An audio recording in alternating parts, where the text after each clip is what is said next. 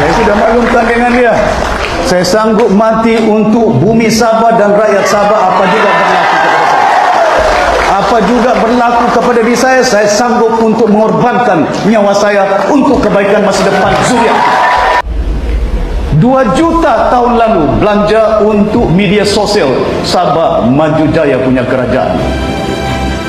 Tahun ini belanja hampir 8,2 juta, meningkat 6 juta untuk media sosial.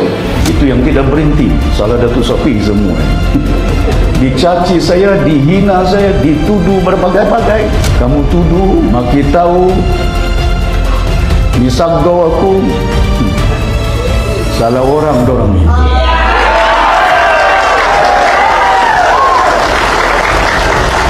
Jangan bimbang sangat. Saya sudah maklumkan istri saya. Yang saya sanggup mati. Saya sudah maklumkan dengan dia. Saya sanggup mati untuk bumi Sabah dan rakyat Sabah, apa juga berlaku kepada saya. Apa juga berlaku kepada diri saya sanggup untuk mengorbankan nyawa saya untuk kebaikan masa depan Suria.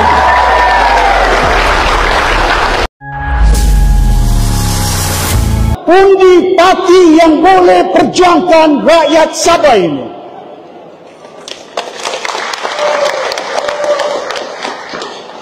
Besok warisan perintah, kita mau pastikan masalah tanah di Sabah ini, masalah tanah di Tenung, masalah tanah di Ranau, masalah tanah di Keningau.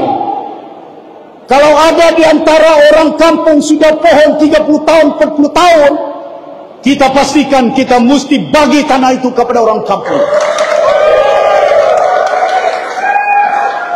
Kalau ada orang tanah yang orang sudah pohon 40 tahun, 30 tahun, lepas itu kerajaan negeri punya GLC, dorang bilang syarikat kerajaan negeri punya, saya akan bagi tahu dengan kerajaan negeri punya GLC, bagi dengan orang yang punya hak sudah pohon 40 tahun. Di Kota Marudu, masa warisan kerajaan. Di Kampung Gana, orang Kimaragang itu, bukan orang Bajau itu. 2,000 lebih orang Kimaragang, apa ini, di orang dusun pun ada di situ. Masuk anak dia yang kita bagi tanah. GLC Sapoda punya. Saya beritahu, kamu cuma 30 orang. Anak syarikat Sapoda. Bagi dengan 2,000 orang kampung di Kimaragang, di Kampung Gana, pastikan kita akan bagi pampasan kepada Sapoda. Pasal kita bagi keutamaan kepada rakyat Sabah, bukan syarikat yang penting, orang Sabah yang penting. Betul tak?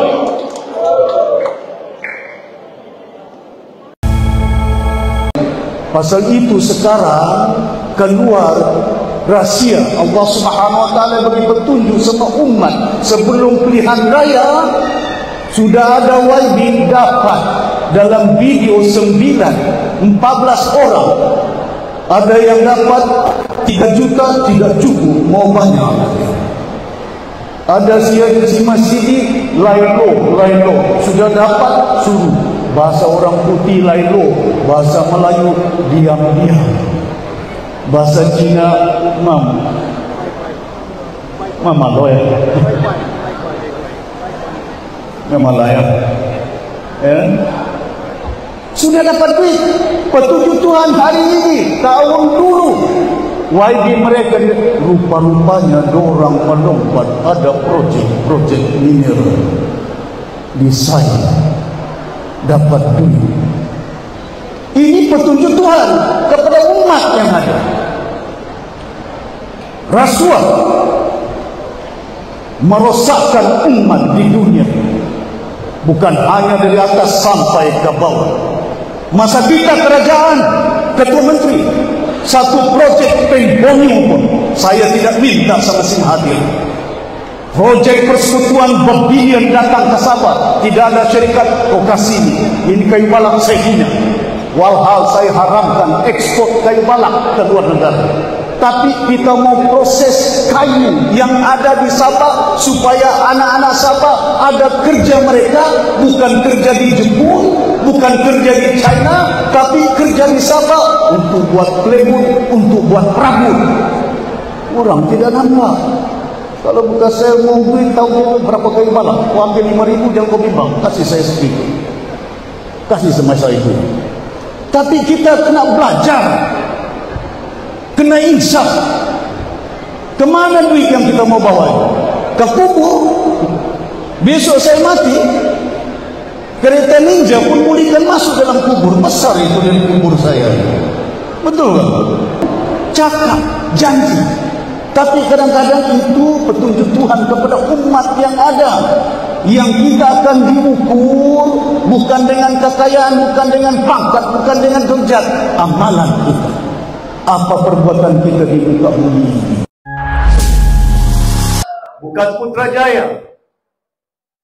Pilihan raya kali ini cukup penting, khususnya generasi anak-anak muda kita.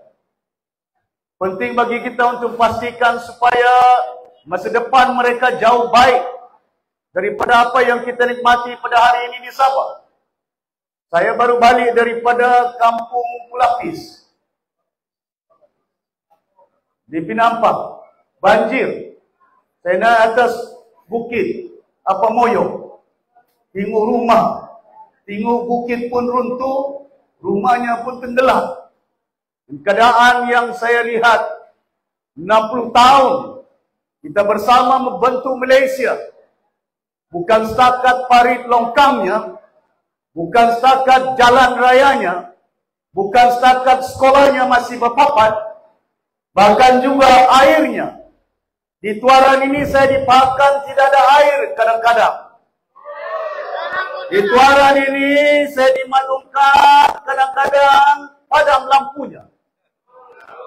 Pilihan raya datang, padam lampu, padam undi kepada GRS. Jangan bagi undi.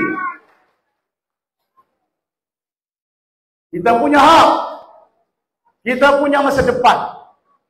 Orang Sabah kena bangkit, orang Sabah kena bangun, orang Sabah kena insaf. Bagaimana perjalanan orang tua-tua kita membentuk negara Malaysia, Allahyarham Tun Mustafa, Allahyarham Tun Puat Stephen, mendiang J. Sundang, banyak pimpinan-pimpinan, termasuk Ayahanda saya Tun Sekaran. Mereka terlibat dalam pembentukan Malaysia. Global Commission datang ke kampung saya tahun 1962. Saya ikut dengan mama saya di Padang, daerah Sempurna. Bagaimana mereka datang bersekali dengan Global Commission, dengan Tun Ghazali Shafie, saya masih ingat, masih kecil. Keadaan yang kita ditanya, bagaimana dalam membentuk negara ini? Negara ini dibentuk waktu itu North Borneo, Sarawak, Brunei, Singapura. Di sini dalam pembentukan Brunei tidak setuju. Cuma Singapura, cuma Sabah, North Borneo, cuma Sarawak. Waktu itu berpakat. Tun Mustafa dipuju oleh Allahyarham Tun Puat Rahman, Lee Kuan Yew puju Tun Puat Stephen. Mereka agak tergagap dalam pembentukan Malaysia. Dijanjikan bagaimana keadaan jauh baik kalau kita membentuk Malaysia bersama dengan tanah Semenanjung waktu itu melayang. Tanah Semenanjung tidak ada minyak. Tanah Semenanjung tidak ada gas. Tanah Semenanjung tidak ada emas. Sabah negerinya kaya. Benua lautan Cina Selatan bukan milik Putrajaya. Dimiliki oleh North Borneo, dimiliki oleh Brunei, dimiliki oleh Sarawak. Tapi bila kita bentuk Malaysia, lautan Cina Selatan ini yang mengandungi minyak, yang mengandungi gas, sudah pun sebagiannya menjadi milik negara Malaysia menerusi Akta 1974, Petroleum Development Act, berkuasa Petronas. Tun Mustafa tidak setuju. Bagi 500, ditumbangkan Tun Mustafa oleh kerana tidak setuju 500. 95% diambil oleh Petronas. Kita punya minyak, kita punya gas, ditumbangkan Tun Mustafa. Labuan diambil. Labuan dahulu satu tempat yang begitu membangun. Sabah Gas, Sabah Energy, Plywood, Sabah Shipyard. Hari ini kemana Labuan? Kemana Labuan ini? Orang Sabah kena hisap. Apa yang penting bukan kita minta, cuma kita tuntut apa hak Sabah, rakyat Sabah ini. Salahkah kita menuntut hak kita? Berdosakah kita menuntut hak kita sebagai rakyat Malaysia di negara ini? What is right, what is due for Sabahan to make sure which is embedded, terkandung dalam perlembagaan Malaysia. Bukan kita minta lain daripada apa yang terkandung dalam perlembagaan Malaysia. Banyak di situ kalau kita baca Perjanjian 63 dalam Intergovernmental Report yang ada. Perjanjiannya belum dimeterai sehingga rundingan demi rundingan di antara North Borneo pentadbiran dia ditakdir oleh Governor British yang ada, tapi diwakili oleh rakyat Sabah waktu itu. Berbincang secara mendalam. Lepas itu bila Intergovernmental Report selesai, maka setujulah terkandung dalam perjanjian yang dinamakan 63. Masih lagi dirunding itu. Baru mereka berunding di Kuching semalam, Datuk Seri Anwar cakap, tambah kursi. Tambah kursi. Dalam perjanjian 63, 1/3 kursi-kursi. Sarawak 1/3, Singapura 1/3, Tanah Melayu 1/3, Sabah 1/3. Tapi bila Sarawak, bila Singapura keluar dari Malaysia, kursi Singapura, parlimen yang ada, tanah semenanjung ambil.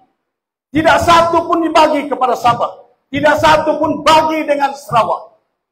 Pasal itu mereka berjanji semalam di Kuching. Mungkin kita setuju pada dasarnya untuk tambah undi yang ada. Tambah undi yang ada. Untuk apa? Kursinya. Pilihan raya Sabah ini tidak lama.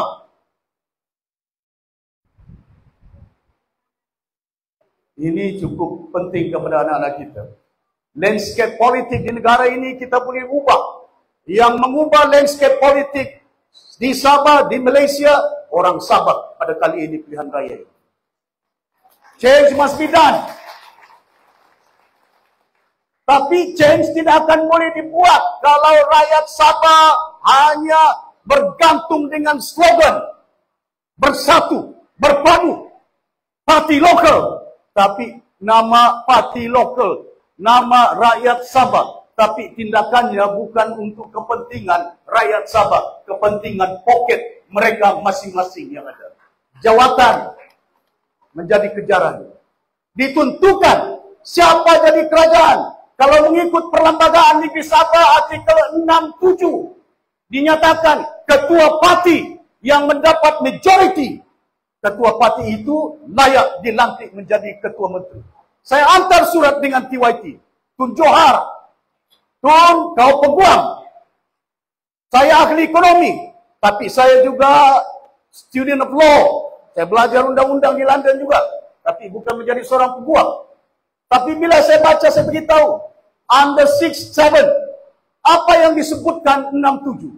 Ketua parti, majoritinya yang tinggi, layak untuk dipanggil oleh TYT, dilantik menjadi ketua menteri. Waktu itu warisan dapat 29. Pasal GAP guna logo warisan 29.